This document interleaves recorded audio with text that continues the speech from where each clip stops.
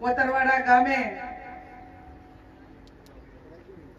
લોકસભાની ચૂંટણીના અનુસંધાને આપ સૌને માર્ગદર્શન આપવા માટે પધારેલા બનાસકાંઠા લોકસભાના ઇન્ચાર્જ અને કલોલના માજી ધારાસભ્ય મારા મોટા ભાઈ શ્રી બળદેવજી ઠાકોર સાહેબ, થરાદના માજી ધારાસભ્ય મારા નાના ભાઈ શ્રી ગુલાબજીભાઈ, જિલ્લા કોંગ્રેસ સમિતિના પ્રમુખ આદરણીય ભાઈ શ્રી ભરતસિંહજી વાઘેલા, અમારા રાજકીય સલાહકાર અને હર હંમેશા કોઈ પણ કામ કરવાનું હોય ત્યારે હું એમને વડીલ માનું છું અને પગે લાગીને આશીર્વાદ માગીએ એવા કેપી ગઢવી સાહેબ, મારા ભાઈ શ્રી ઠાકરજીભાઈ રબારી, ભાઈ શ્રી આબાભાઈ, બીકે જોશી સાહેબ, ભાઈ શ્રી નરસિંહભાઈ, આદરણીય જબરસિંહજી વાઘેલા, ભાઈ શ્રી પ્રધાનભાઈ, ભાઈ શ્રી ઈશ્વરભાઈ, બાવાજી, તુલસીભાઈ, સમગ્ર કોતરવાડા ગામના આમંત્રણને માન આપીને વધારેલા 18 આલમના મારા સર્વ વડીલો, યુવાન ભાઈઓ અને બહેનો, મારી અગાઉ તમામ આગેવાનોએ વાત કરી છે.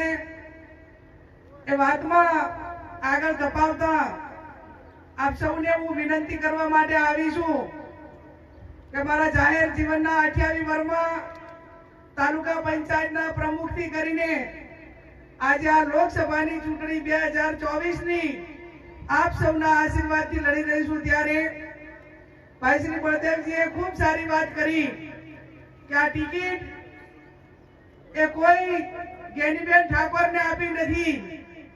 આ ટિકિટ બનાસકાંઠાની 18 આલમ અને ખાસ કરીને બનાસકાંઠા જિલ્લામાં ઠાકોર સમાજ મોટો હોવાથી આજ સુધી આ સમાજને કોઈ પક્ષે ટિકિટ નથી આપી અને કોંગ્રેસ પાર્ટી એની શરૂઆત કરી. 18 આલમ અને ઠાકોર સમાજના ભરોસે કોંગ્રેસ પાર્ટીએ પસંદગીનો કળશ ઢોળ્યો છે. આપ સૌ વડીલો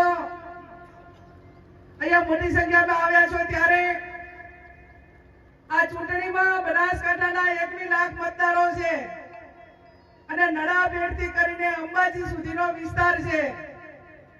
સામે મશીનરી છે, પૈસા છે, પોલીસ છે, સમાજ સંગઠિત છે, સમાજ રાજકીય રીતે એગ્રેસિવ છે, એ બધું છે. પણ તમારા પાસે કોંગ્રેસ પાર્ટી પાસે સમગ્ર બનાસકાંઠામાં વોટ બેંક મોટી છે અને વોટ બેંક મોટી હોવાથી એ સરકારનો દુરુપયોગ કે સત્તાનો પોલીસનો દુરુપયોગ કરે. હું પોલીસને વહીવટી તંત્રને અનેક વખત કીધું છે અને આ ચૂંટણીની શરૂઆતમાં જાહેરનામું આજે પડ્યું છે ત્યારે કહું છું કે પોલીસનું કામ કાયદો અને વ્યવસ્થા જાળવવાનું ને તટસ્થ ચૂંટણી કરાવવાનું છે, નહીં કે કોઈને પોલીસ સ્ટેશનમાં બોલાવીને ધમકાવા કે ખોટા કેસો કરવા કે આવનાર સમયમાં જોઈ લેશું એવી ધમકી આપવાનું કામ એ પોલીસનું કે વહીવટી તંત્રનું નથી. અને એમને આપણા માધ્યમથી કહેવા માંગુ છું કે સરકારો કાયમ એક રહેવાની નથી, સરકારો બદલાવાની છે અને બદલાવાની છે ત્યારે પોતપોતે વિભાગ એ વિભાગનું કામ કરે એવી હું એમની પાસે લોકશાહી ઢબે અપેક્ષા રાખું છું.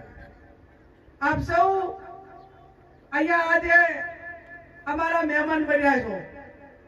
ભાઈ ગુલાબભાઈએ કીધું કે ગેનીબેન અમે તો 2 વખત તમારું મામેરું ભર્યું અને હવે આજે હું દિયોદર તાલુકા અને સમગ્ર દિયોદર તાલુકા પાસે જુવારું માંગવા આવી છું અને બાકીના જે તાલુકા છે એમની પાસે અધૂરું મામેરું પૂરું કરવા માટે આવી છું. હવે દિયોદર તાલુકા ને જુવારામાં જેટલું આટલા વર્ષમાં બાકીનું હોય એટલું આલોરું કાયદેસર ભાઈએ ભાગ આપવા પડે. એ અમારો વારસાઈ હક છે અને વારસાઈ હક છે ત્યારે હવે એ હકની અંદર કે પાછા નહીં રહો ને. વાવની જનતાએ તો કુવાસી હોવા છતાં 20 વર્ષથી ત્યાં હાચવી છે. હવે બધાની જવાબદારી તમારી છે અને તમારી છે ત્યારે રાજકારણની જગ્યાએ મને આ બળદેવીએ જે કીધું એ શબ્દોથી મારી જવાબદારી ઘણી વધી જાય છે કે તમે બનાસકાંઠા જિલ્લો શિક્ષણ રીતે ને ભલે પછાત હોય, ઠાકોર સમાજ શિક્ષણમાં કે ધંધા રોજગારમાં ભલે પછાત હોય, અહીંના કોંગ્રેસ આગેવાનો એ ભલે સત્તાના ઉલા માટે કરીને પેલું હોય, મારા બીકે ગઢવી સાહેબ હોય, હરિસિંહ ચાવડા હોય કે અન્ય અમારા જે ધોરણધર આગેવાનો કહેવાય માધવસિંહ સોલંકી કરીને બધાય કે એક એવી દીકરીને 28 વર્ષમાં તૈયાર કરી છે કે એ દીકરીએ બનાસકાંઠા જિલ્લાનું ગૌરવ વધાર્યું છે અને ઠાકોર સમાજને કોલર ઊંચો કરીને એને એ સ્થિતિનું નિર્માણ કર્યું છે. મને ઘણી વખત બળદેવજીના બધાય કે ખરેખર આ ગેનીબેને અમને ગૌરવ અપાયું છે કે આટલા 25 વર્ષમાં રાજકારણમાં હોવા છતાં એ ચાહે વાડા પાણી હેઠ નથી આવી અને કોઈ સમાજનો ઠપકો નથી આવ્યો.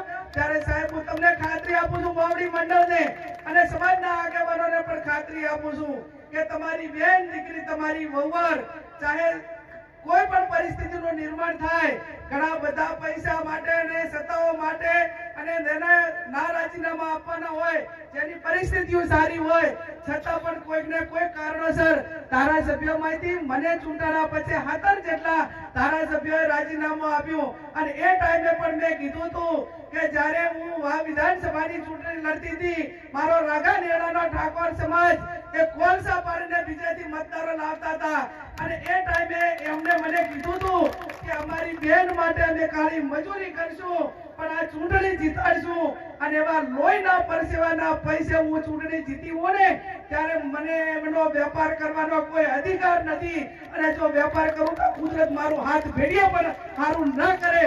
અને જ્યારે મારી જવાબદારી છે કે જે પાર્ટીમાં કે જે સમાજે કે જે મતદારોએ મોટી કરી હોય એમને મોટા કરવાની જવાબદારી મારી છે.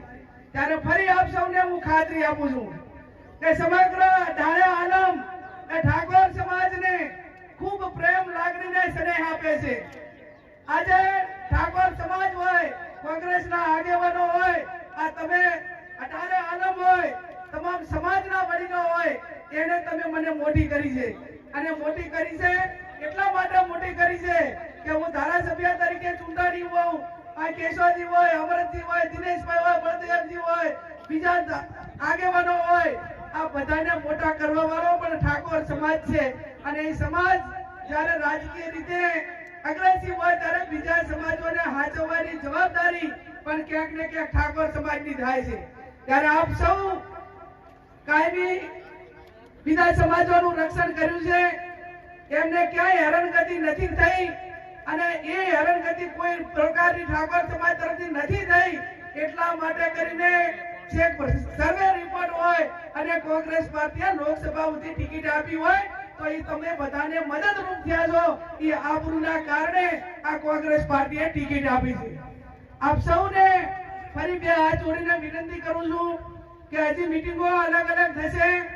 આજે જે સંખ્યામાં આવ્યા છે એનાથી 50 ગણી સંખ્યામાં જેતરે પાલનપુર ફોર્મ ભરવા જવાનું હોય ત્યારે ફોર્મ ભરતી વખતે સમગ્ર બનાસકાંઠા જિલ્લાના એક નારો છે કે બનાસની બેન ગેની બેન અને એ જ્યારે ફોર્મ ભરતી વખતે રિક્ષા હોય, છકડા હોય, ટ્રેક્ટર હોય, હોન્ડા હોય અને જે પણ સાધન તમારી પાસે છે એ તમામ સાધનને બેનનું ફોર્મ ભરવાનું હોય તો અહીં જેટલા છે એટલા બીજાને પણ અમે કહેશું કે દે આવો એ બે જણા આવજો. હારો રૂડો પ્રસંગ હોય ને ત્યારે આપણે હજોડે જતા હોય છે એટલે મારે મહિલાઓની સંખ્યા પણ ફોર્મ લોકસભાનું મહિલા ભરતી હોય અને 20-50% મહિલાઓ બહેનો ના હોય તો બધા પ્રસંગ પણ ના શોભે. એટલે પ્રસંગને શોભવા માટે કરીને તમે બધાય જે ફોર્મ ભરવા આવવાના છે બધાય 2 જણા આવજો અને બાકીનું થોડું જે બનવું હોય એટલા પ્રમાણમાં બરોબર છે કે હમણાં બધા રાજકીય રીતે બેન કે ઘણી વખત મને સરપંચો આ બધા કીધું તમે સરપંચને કેમ નથી લાવતા, મહિલા સરપંચ હોય તો મને એમ કે ઈ વોટ લઈને જીત્યા હોય તો ઈ આવશે એટલે બિચારા ધમકાવવાનું ખરું પાછું પણ છતાં પુરુષ પ્રધાન દેશ છે એટલે આપ સૌ અહીંયા મોટી સંખ્યામાં ઉપસ્થિત છો. ઘણો બધો ટાઈમ થઈ ગયો છે. કેપી સાહેબ અને બધા આગેવાનોએ સૂચન કર્યું એમ ચૂંટણી સમય દરમિયાન ઠાકોર સમાજ, કોંગ્રેસના સૌ આગેવાનો, વડીલો ખૂબ સંયમ રાખે. જેને જે બોલવું હોય બોલે, પણ આપણા મોઢાથી કોઈ ખરાબ વસ્તુ ના બોલાય. હમણાં તો એક ભાજપના આગેવાન ના શબ્દો બોલવા ના બોલ્યા. મને અનેક લોકોએ કીધું, અનેક લોકોએ કીધું, તો છતાં મેં એમને એમ કીધું કે ભાઈ એમના શબ્દો એમને મુબારક. એક ભારતીય જનતા પાર્ટીના આગેવાન એમ થઈને એમ કહે કે આ તો એક કોંગ્રેસની મંત્રા છે અને ગામડે ગામડે નીકળી પડી છે. આ શબ્દ જ્યારે ભાજપના જવાબદાર આગેવાનો બોલતા હોય ત્યારે આપણે એના અમે બીજો જવાબ કાંઈ નથી આપવાનો. જવાબ એટલો જ આપવાનો છે, ચૂંટણીમાં જવાબ આપવાનો છે કે અમારી બેન દીકરી એ મંત્રા હતી, કે અમારી બેન દીકરી લોકોની સેવક હતી. અને એ જવાબ જ્યારે તમારે બધાએ સાથે મળીને આપવાનો છે ત્યારે વિશેષ ના કહેતા આપ સૌ ઘરના પૈસે 1 રૂપિયો કોઈને ફોન પણ કર્યો નથી. માત્ર પોતપોતાના સાધન લઈ અને આયા છો. આ લોકસભાની ચૂંટણી છે, મારા કને કાંઈ નથી, તમે દુવારું હાલો એટલું જ છે, જે હાલો એટલું. અને પોતપોતાના દુવારા દિયોદર તાલુકો દુવારામાં પોતપોતાના ગામનો ખર્ચો ઉપાડીને જે હોય એટલો, અને બાકીના જે તાલુકા છે એ અધૂરું મામેરું હતું એ પૂરું કરે. આટલો જ શબ્દ સાથે આપ સૌ મોટી સંખ્યામાં આવી અને અમને બધાને મનોબળ પૂરું પાડ્યું. ઠાકોર સાહેબનો, બધા આગેવાનોનો ખૂબ ખૂબ હૃદયપૂર્વક આભાર માનું છું. અને હવે પછી જ્યારે જિલ્લા પંચાયતની સીટ વાઇઝ મીટિંગ થાય એ ટાઈમે પણ આપ સૌને કહેવડાવશું.